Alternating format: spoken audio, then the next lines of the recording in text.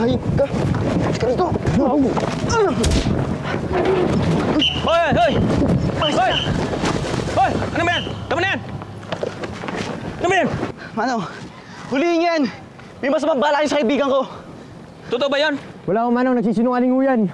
Tignan niyo ako sa loob. Nandun yung kaibigan ko. Walang malay. Kutsi mo ba ito? Hindi po manong. Kung wala ka pang 18 may lisensya ka ba? Wala po. Nasaan yung ID mo?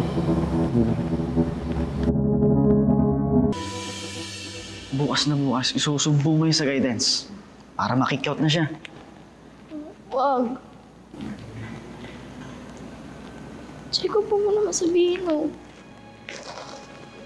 Walang kumalat pa sa buong school, eh. Baka mamaya, malaman pa nila Bambi. Tapos, pagalitan pa ako ni Mami. Sa atin na lang to. Please. Sige. Ikaw bahala. Jacob, thank you kasi nandito ka. Thank you kasi dumating ka. Nandito lang ako palagi para sa'yo, Belinda. Hindi kita pababayaan. Promise.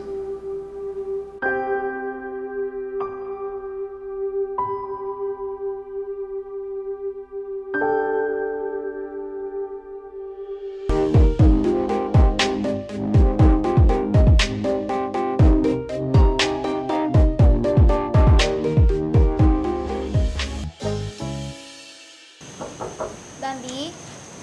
Pasok! Bambi, tabi tayo tulog ah. O, sige. Kamusta nga pala yung prom? Okay lang. Tulog na tayo. Ah, bakit? Ano ba nangyari? Bakit hindi ka ba nag-enjoy at all? Kwento mo naman ako. Something happened. Well, maganda naman yung kinalabasan niya somehow. Kasi, nalaman ko na meron palang isang tao na he's always there for me pag nasa panganib ako.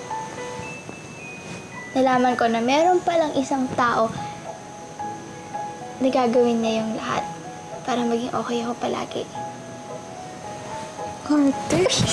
Si Jacob ba yan? Pero alam mo, ate, yan exactly yung naramdaman ko kay Josh. Kasi pinahabol kami ni Mami sa prom. Talaga?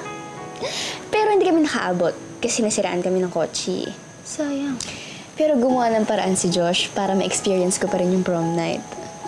He made sure na maging masaya kami kahit wala kami dun sa venue. Kahit nasa kalye lang kami. He made it very special.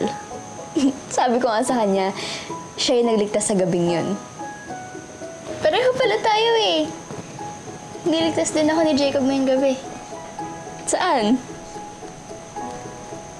Basta, siya yung knight in shining armor ko. Hindi ko talaga makakalimutan tong gabing to. Mukhang nga. Hindi talaga. So, sabi mo matutulog na tayo. Tulog na tayo. Kaya mong matulog. Nang kinikilig ka. Baka. Talaga. Saan? Isa pa.